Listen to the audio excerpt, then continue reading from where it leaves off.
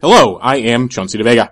You may recognize my voice from Ring of Fire Radio with Mike Papantonio, the BBC, Sirius XM, or the Tom Hartman Radio Show. And you may have read some of my essays at places like Salon and Alternate. I would like to thank all of you for listening to, downloading, tweeting, and sharing the eponymously named podcast known as The Chauncey DeVega Show. And they ran a story by somebody named Chauncey DeVega. Quote, I find black garbage pail kids, black conservatives, fascinating. It's just unbelievable. You know, he goes by the name of Chauncey DeVega. You know, I've been called Uncle Tom, Oreo, sellout, shameless, but this is a new one. Well, let's talk now to Chauncey DeVega. As my man Chauncey DeVega of the blog We Are Respectable Negroes said, I have author and blogger Chauncey DeVega here with us.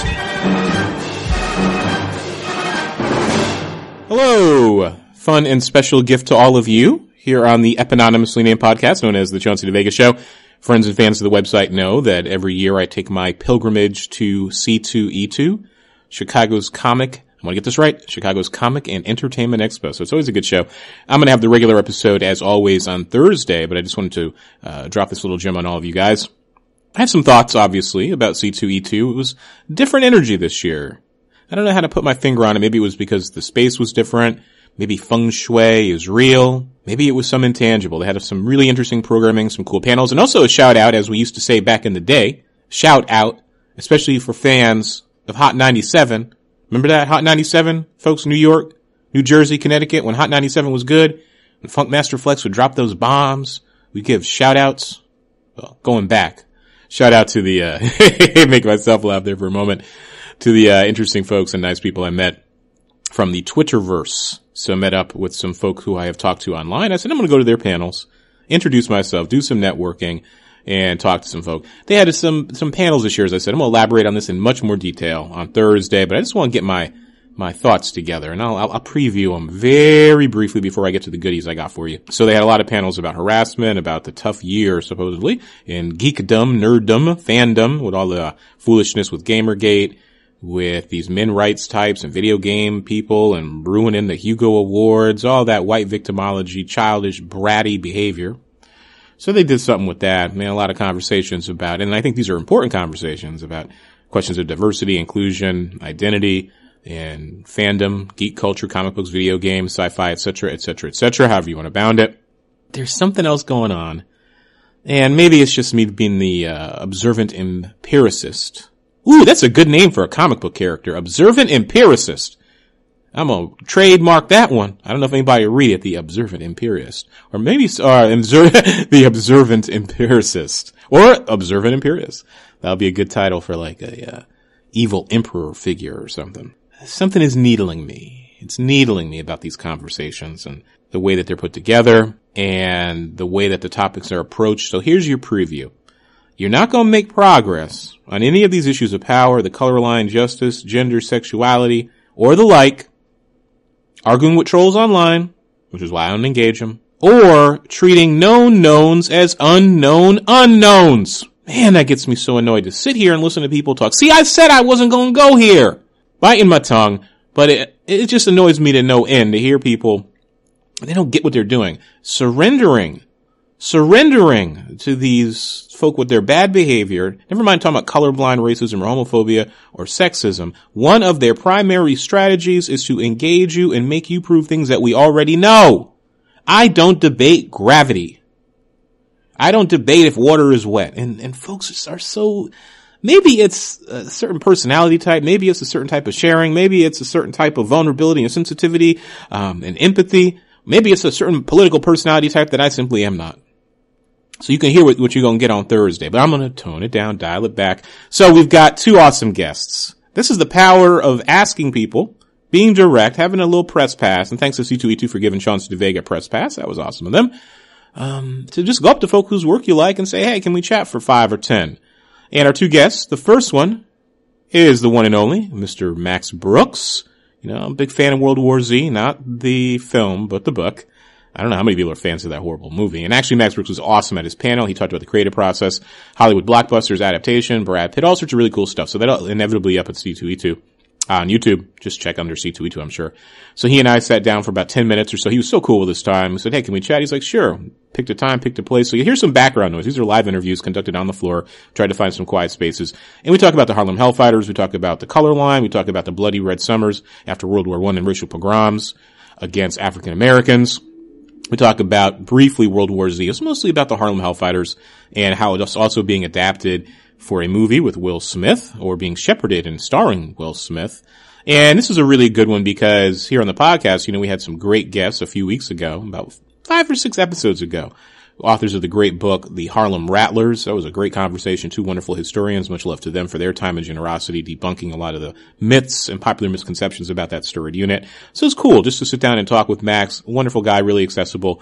And as I said, he's there signing and he takes the time out to just build with a relative stranger around shared interests and shared concerns. So that was really cool. He's a wonderful and natural guy. Next conversation is about 15 minutes with someone whose work I admire a great deal. I'm sad to see one of its recent incarnations ending. He's so very generous. His name is Bill Willingham, author of Fables. I think, folks, if you don't know about Fables, you need to be reading Fables. And I didn't get to ask him about these TV shows basically ripping off the premise of his idea in his books, but these are myths, these are fables that are in the public domain. So he's written Fables, Jack of Fables, Fairest, a great graphic novel series called The Elementals. And Mr. Willingham, again, so cool, so nice. Sitting there signing, I talked to him before his panel. I was like, hey, come after I'm done signing. I know he was tired because he gets such full and thorough answers when he's talking to the public about Fables, about his decision to end the series at 150. He gave us a little preview, and he was so real in terms of talking about his own maturity and developing as an artist, his good behavior and his bad behavior, things he learned when he was working as a younger person in the business, thinking about the creative process, and as I said, eminently patient. And that's one of the things you notice sometimes, you sit down with creators, when you go to these panels, I don't care if it's film, movies, Hollywood, some folks just give you canned answers that they've given many, many, many times before. Sometimes we all default to that, right, when we have a conversation or interview. But on the panel, again, he was just so real.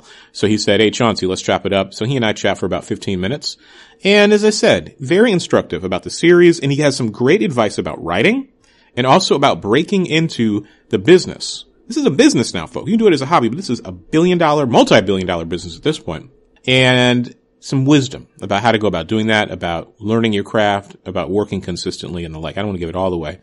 So those are just 2 great fun conversations here on the podcast known as the Chauncey DeVega Show. Every now and then I like to bless you with a gem, a surprise. So, without further ado, first conversation, Mr. Max Brooks. Then we'll have a little break. The second conversation is Mr. Bill Willingham. I do think you'll enjoy this fun and impromptu episode of the podcast known as the Chauncey DeVega Show. So, yesterday we briefly chatted about folks using World War Z in their college classroom. Have a lot of folks come up to you and shared the book or shared those experiences with you about using it? Yeah, and that's actually sort of my crusade is trying to get Harlem Hellfighters in the classroom as a teaching tool, because I think that, the biggest obstacle to history is history books. Right. I think, unfortunately, the only people who read history books are history buffs who already love it, already into it, and so how do you impart that kind of love of history? And I think graphic novels are a great way to do it. I mean, that was me reading Mouse, and my young boy, he's 10 now, he started reading the Capstone Press graphic novel series. So he learned all about history from that. So I thought, how do you make it accessible? And I'm trying to get Harlem Hellfighters in colleges and in high schools to tell this story, because it's an important story. It's certainly the 100-year anniversary of World War I. It's one of the most important stories that, as Americans, we have from this war. And World War I, is so undertaught because, number one, it made the modern world. We look at our problems in the Middle East, we look at our problems in Eastern Europe, we look at what happened in Yugoslavia. Yeah. And because Americans are so provincial, and because we were in the war for such a limited amount of time, almost, approximately a year, when I talk to students about World War I, they look at me like I'm crazy. I'm like, this made the modern world. They don't understand it because we're so isolationist, and we don't understand the rest of the world, we don't care. But you're right, World War I changed everything. The whole world since 1492 had been going in one direction, which is to a European planet. And then suddenly, 1914 and 1918, the world made a huge right turn. And then everything fell apart and everything changed. And I think World War I needs to be taught in this country because we as Americans have inherited the disastrous aftermath of Europe. And we've been cleaning up their mess since pretty much 1945. Absolutely. Marshall Plan. Yeah. So in terms of thinking about the connections between Harlem Hellfighters and World War Z, you have a lot of great scholarship, and as I like to say, under the hood. right? That's a good way of saying it. Really, you have a ton of footnotes in World War Z, for example, certainly in Harlem Hellfighters. So what were some of the books you consulted for World War Z? Because obviously Studs Terkel's The Good War is all over it. But what was on the desk, and also what were you looking through for World War I for Harlem Hellfighters? Oh, God, well, I guess I can't call myself a historian, because don't you have to have your PhD? I just have Some of the best historians don't. Independent scholars. Yeah. Well, as a lover of history, in college, I was always taught primary source. Yep. Be very wary of modern-day historians because they always tend to put their spin on it. I mean, for God's sakes, look at the new biography of Mark Twain where they took out the N-word. Yep. I'm like, what? That was Mark Twain's world. That was the whole point. So I was very lucky enough to find a book called From Harlem to the Rhine. Yep, great book. And so that was actually written by a Hellfighter. And I was really lucky to find this documentary, Men of Bronze, with the last, or at least two of the last living Hellfighters, from their mouths. And I also found Jim Europe's original recordings with Noble Sissel actually singing, so with the original record scratches. So, I mean, even though I have literally 4 feet of research, those were, my holy trinity. In Harlem Hellfighters, as I said, it's a great book, number one, a great read as a graphic novel. And I always call graphic novels books, right? Yeah, because they're more than just pictures with words. But thinking about the process of being a historian, taking the historiography, and then trying to decide what facts to include or not in the service and narrative. So what were some things you left out, and what were some characters you had to either create or things you omitted about the aftermath of the war? Because some of the Harlem Hellfighters met very horrible ends when they came home. God, yeah, no. I mean, that could be a whole other book. The thing is, because I didn't want to be too long, I didn't want to be intimidating for young people. I didn't want young people to see this giant book and say, well, I'm not even going near that. So I wanted it to be a reasonable length, which meant having to cut out after the war and also before the war. Who were these guys and what sort of brought them to this path? But as far as characters, I specifically have these 2 characters, Mark and Edge, that I wanted to be fictionalized because I wanted to have more artistic license. You got to be very careful to not offend the families of these real people. Right. And I didn't want somebody coming up to me and saying, hey, that's my great-great-grandfather, would have never said that. And that's not cool. So I thought that's why like Henry Johnson and Jim Europe and all those guys are blander because I didn't want to offend anybody.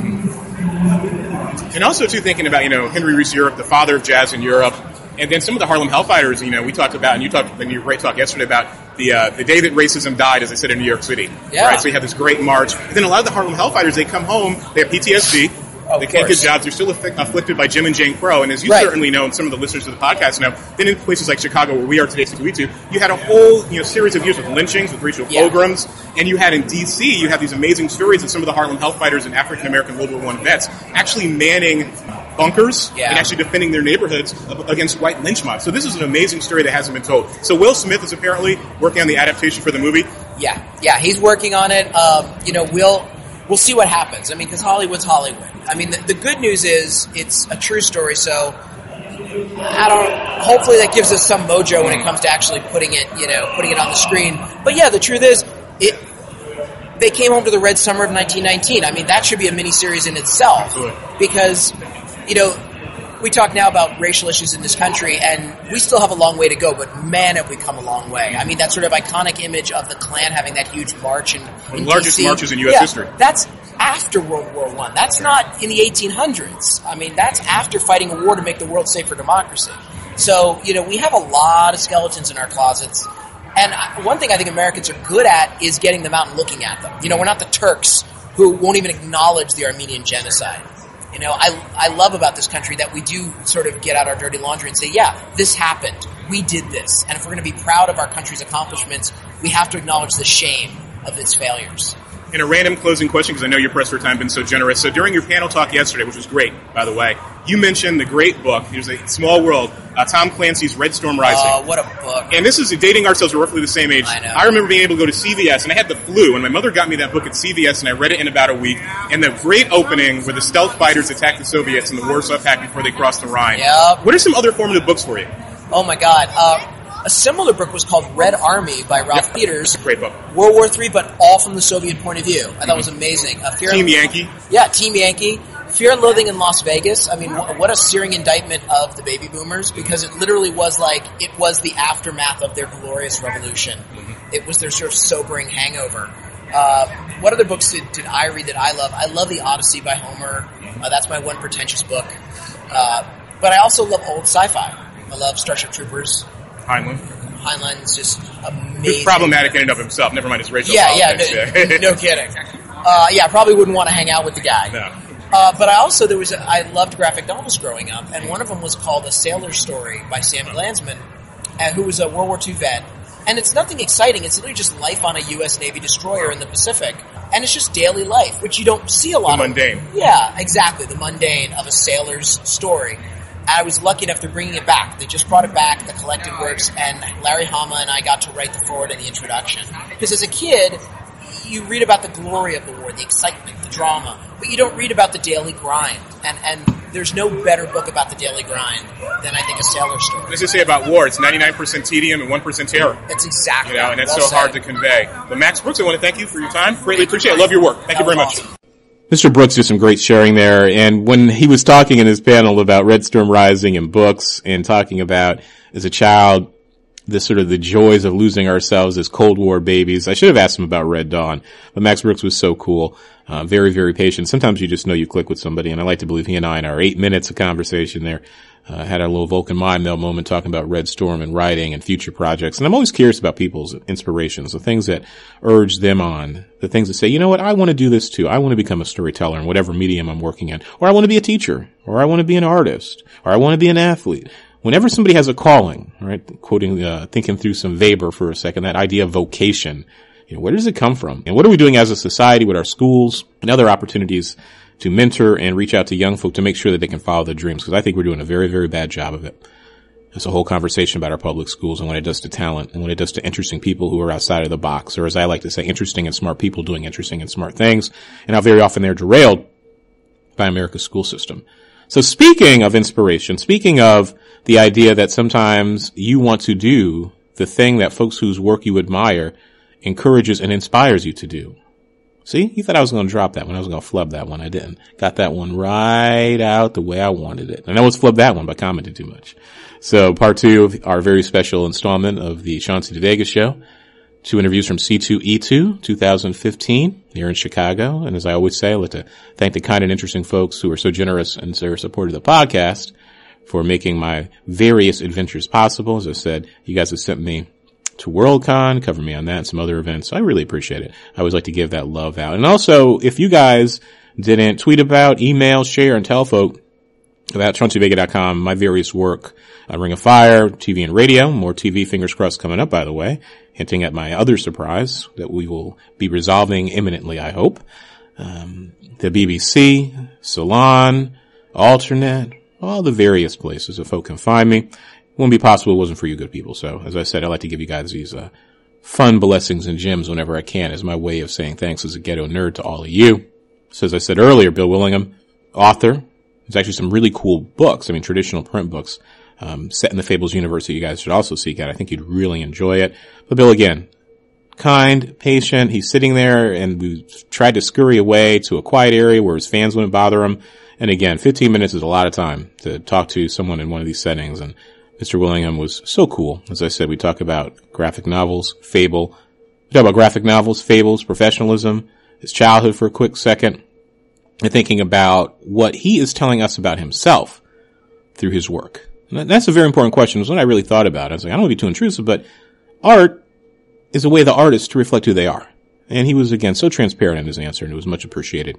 Part 2, Bill Willingham, here on the eponymous named podcast known as The Chauncey DeVega Show.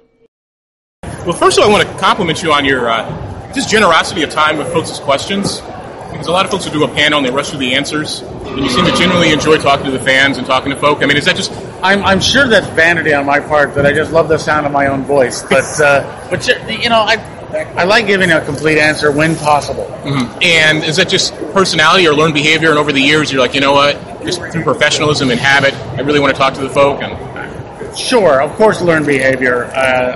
Hopefully we all adjust our steering based on how we get navigating through life, to really extend that silly metaphor.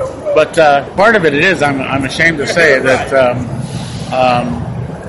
I come from a very large family, so the habit of keep talking until I get a laugh was ingrained early. I got a laugh very early in life, accidentally.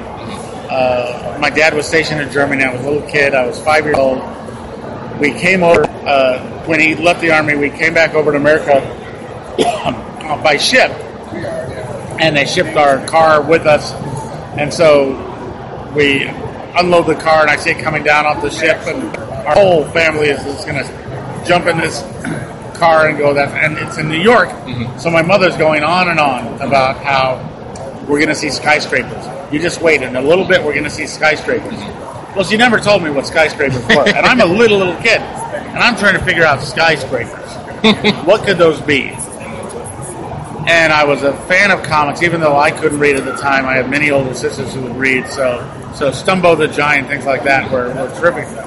Skyscrapers must be giants.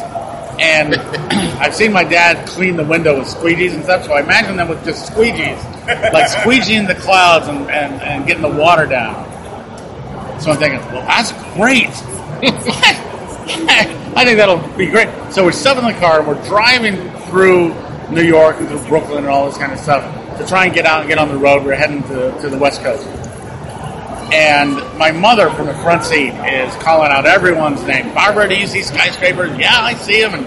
And Peter, do you see skyscrapers? And he said, yeah, I see them. And she just goes down the list, and she finally gets to me. Billy, do you see skyscrapers? And I couldn't see a one. I said, no, all these buildings are in the way. Brought the house down. I had no idea what I'd said that was so funny, but I liked the fact that for just that moment I had control of the entire car. So I tried for that again. I think I do these long answers like I've just done. Appreciate it. To try and get that chuckle that I think I deserve, and I know if I keep trying, I'll get it. Now, at the panel, I was the person who asked the last question about how do you want fables to be remembered. Yeah, but the question, and that was a tough one. Yeah, I mean, can you elaborate on that a little bit? Well, yes and no, I think.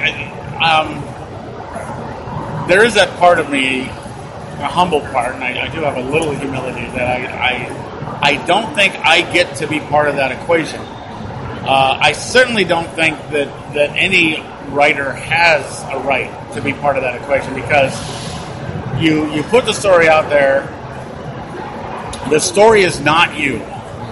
So you whatever adulation and stuff and congratulations you get for doing it, you should be satisfied with that while you can. But in the long run, the story stands on its own. And certainly some of them are associated with great authors, that, especially if they've done more than one thing. But it's its own thing by that time. My hope is that someone said, very wise fellow, a literary giant whose name I cannot remember to save my life. But he said the purpose of art is not to tell your readers what to do. It's to show your readers who they are. And I've tried to adopt that I don't... There's certain things I don't get to do. Unless you write didactic politics, you don't get to tell, or philosophy, you don't get to tell your readers, this is how you should be behaving. This is what you should glean from this. But if you can write provocatively enough to confront a reader with, this is myself, this is my reaction, I hate that he did this and I love that he did this, so that you get more of you confront the reader with who he is. I would love that. I would love those, and those I'll never know those, except by anecdote. Once in a while they will come up in an email or a fan or. But if that the overall thing, regardless of any lasting effect, I mean, did I entertain you for the amount of time that you spent in the book, and did I keep you turning the pages with a sense that I'm not ripped off by this, that this is worth doing? That's enough. But I wouldn't mind a little gravy on top of that. Here's the converse of that one, and the question I really wanted to ask at the panel. Okay. So, cultural theorists, literary scholars, they say that an artist or writer, they're telling us something, consciously or not, sometimes intentionally, about themselves through their work. Sure. So when folks pick up fables, what are you trying to tell us about yourself? Well, that I am a power-mad would-be dictator who wants a world-spanning empire, and I'll be the puppet master behind the scenes, pulling my strings and making you all dance to my show. Apparently that's what I'm trying to convey about myself. But, wow, what of myself is in there? I'm sure it's there. I'm also equally sure that I'm the least qualified to recognize those kernels of what is me. The things that I find important, perhaps certain things like there's a strong sentiment of look after your own in this. Almost, but not quite tribalism, because tribalism is perhaps a little more of this is my group, we look after each other, everything else can go to hell.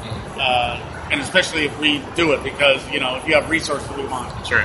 So that tribalism is a little aggressive, but more a familyism with a more personal definition of who your family is. But you don't have to hurt others to look after you, but you do look after you because this is your responsibility. But the larger picture is I look after my own with the assumption or expectation that the others are out there doing the same for themselves, and that's how the problems take care of themselves. The alternative to that is either trying to become a world leader to okay, I can take on more than that. I can look after lots, and you either get someone benevolent or you get a dictative cool narcissist. Right. In any case, a strong streak does run through it, expressed in many ways. And with a big cast like Fables, you get many people with different interpretations of what that is, often to others' detriment. But maybe that's it. And that's something I do believe. I mean, because as I say, I've been a fan of your work for years. I mean, Fables is written with such love and care. So that's number one. And I think that's what attracts folk to it. Obviously, you have the mythic elements. But I was thinking in terms of, in hindsight, so you have 150 issues. Looking back, is there anything you would have done differently? And also, in terms of pleasant surprises, because work has a life of its own where you were working and coming up with the stories where you're like, oh my God, this is so wonderful in a way I hadn't imagined. Most of the pleasant surprises come with characters who grew larger than their original intent. Mm-hmm. Those were... Because Boy Blue is, those were not always accidental. Like I said, they were incremental, which kind of fakes accidental sometimes. Mm-hmm. So those were nice. There are, to serve my own ego, occasional times I look back and reread, and I think, well, that was a pretty clever turn of phrase. Ideally, what I hope is to have the confidence to say something so succinctly once that you don't have to undermine it by trying to repeat it or even worse, cash in on it a second time. A couple of times I've caught myself doing that, but a couple of times I said something like, well, that was well stated, and no more need be added to that. And those are the nice surprises. The other things are I said a little bit in a previous panel that a story doesn't exist until it's been taken into the mind of a reader. Mm-hmm. That you try and tell this whole story as a writer, you're going to bore the crap out of it. Mm-hmm. You don't describe the city on the hill and then go into detail about every street and wall. And that's a very common mistake made by journeyman writers, yes. Right? Overwriting. Right. You allow the reader to do his part of the storytelling, and you have to have confidence to do that. You say he rode up to the city on the hill, and you go on by that because your collaborator, the reader, is already filling in those details that he needs. For that reason, as a digression, the whole mystery of controversy of who really wrote the works of Shakespeare, it's cleared up I did, because those stories were not complete until I saw them. So yes, I am the guy who wrote the complete works of Shakespeare. But from time to time, when you get people coming up and saying, like, this particular thing affected me this way and all this, and I'm reminded that they're the ones who do the back end of the storytelling. Mm-hmm. And it's like a nice way from time to time I get to hear the rest of the story as it played out through them explaining in what way the story affected them. It sure is nice. Occasionally I get the bad side of like that. How dare you, because you wrote this. And then there sometimes, and that's the struggle of being an artist, because the audience, the idea is out in circulation. Yeah. And if it's written well, they're going to impute things that may or may not be there. Then they're going to personalize it. So it can make for some great moments of excitement. We're like, yes, that's exactly what I meant. But I can only imagine, especially with social media, where everybody's opening your window, yelling in your house, like, no, you killed my childhood, or you ruined my favorite character, how dare you? I'm like, no, I didn't. I told a good story. Yeah. But how much better, like I said, to engage their passions. If I can't be loved, hate is okay, because they will still be thinking about the story from time to time. And maybe that's just a percolation that has to take place. I'm a little pissed off at you and stuff, but I'm obsessing about this for a while. Maybe thinking it through, they get something positive from it. It's nice to hope that. I know you've had a really long day, so just a quick closing question. Sure. So thinking about what you know now, your wisdom in the business, life advice, what would you tell a journeyman who wants to get into the comic book business as a writer, as an illustrator, in terms of sort of thinking about good habits, things you learn? Because great art, right, as graphic novels, your work is art, that inspires folk to want to try and say, you know what, I can do this too. So what sort of wisdom or life advice would you give out? Write constantly. Okay. Write what you want to write what you're passionate about. You will not impress someone with coming up with what you think they want to know, because if your passion's not engaged, you have no hope of engaging theirs. Certain things in our modern society are helping you out. For one thing, there are no gatekeepers keeping you out of comics anymore. Mm-hmm. There are gatekeepers still, like, you don't necessarily get to write Batman because you want to, because there's someone that owns that. But if you want to write comics, there's avenues to do it. Online comics cost nothing to get published. I mean, that's essentially what you're doing when you put them out there. And they've really replaced zines from years ago. Yeah. The best comic I've read for years, until just recently, The Abominable Charles Christopher. I mean, not the best online comic, just the best comic period. Wow. Was an online comic that he just put out there, and he would collect them and get money that way eventually. But it was just a wonderful story. So put your stories out there. The other help in technology is Twitter, of all things, because comic books is the most brevity required medium there is. You cannot wax long and prosaic in comics. We talk about how you have to get to the point in movies, but you could practically write novels worth in movies compared to the panel and the page that you get for comics. Miss Eisner's wisdom, Scott McCloud, I mean, you can fill up the panels with action, but you have to be efficient when you're writing. Oh, you have to. Comic writers are the only group that came to Twitter and didn't say, oh my God, how can we fit all our thoughts into such a small amount of time? We looked at it and said, look at all this extra room we have. If you're a comic writer, you do well on Twitter because you can express thoughts quickly. Practice that. Don't take shortcuts. Don't use, what do they call it, like the computer shortcuts like C, the letter C. I know what you're saying, C, instead of writing C. Do not take shortcuts. Write in complete sentences. You do well. Learning to write with brevity is one of the hardest skills that are particular to comics, that if you come like from some other discipline, just cut.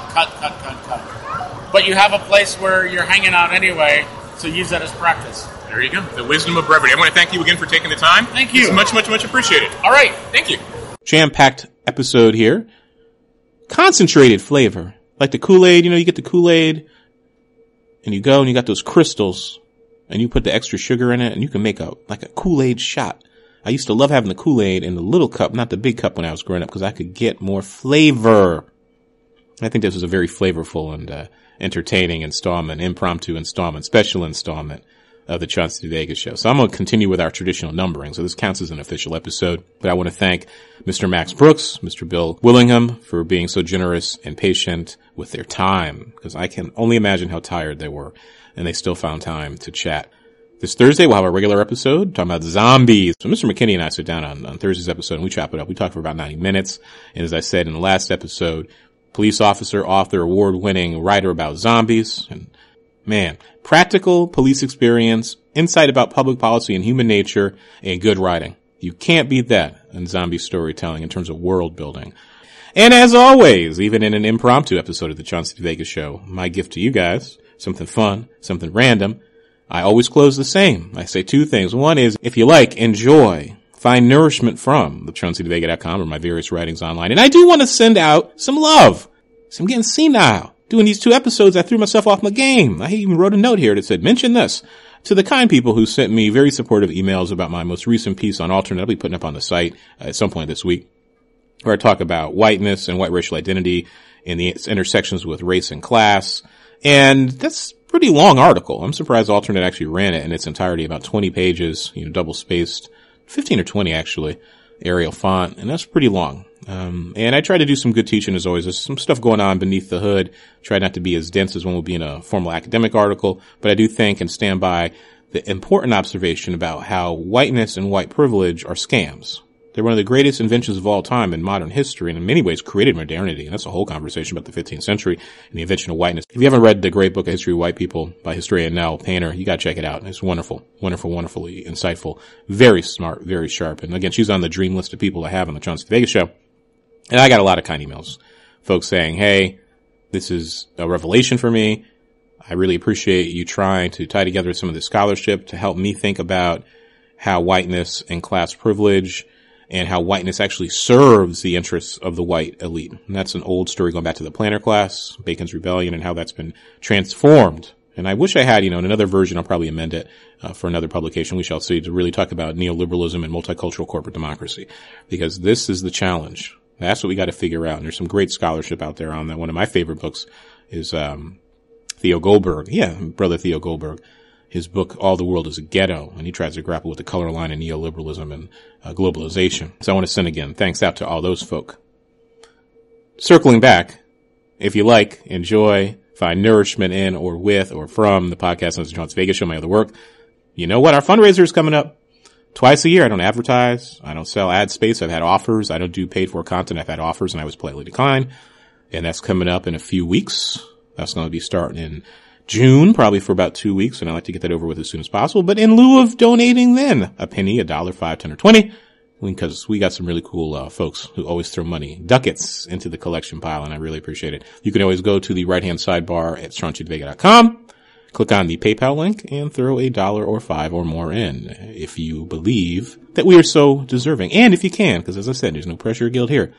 Take care of friends, family, pets first. As I said, man, I couldn't work for a not-for-profit. I couldn't guilt people. But as is our standard closer, even on an informal episode of the Chauncey DeVega Show, please go out, be kind to a stranger, call someone you haven't spoken to who you miss. Maybe try to repair a bridge in a broken friendship, even if you're not the one who broke the bridge. Sometimes the bridge just got to be fixed. Be the bigger person. Call up someone that you care about, a friend, a loved one. And please try to look out for our homeless, our semi-residents, our struggling brothers and sisters in this age of a broken economy. We are all in this together. We're all human beings. Have more empathy, not less, even when there's an impulse to dial down the empathy meter in order to survive, to make it through the day-to-day. And as always, try to be nice to our four-legged, feathered, reptilian, and other animal friends. Do that. Be nice to our animal friends. Bring them some food to feed at the lake or at the park, or give your doggy or cat or other animal family member or friend a hug and a kiss. Until next time, this upcoming Thursday, of course, as I said, Zombie Special here on the podcast known as the Chauncey DeVega Show. Be well, be safe, and take good care of yourself.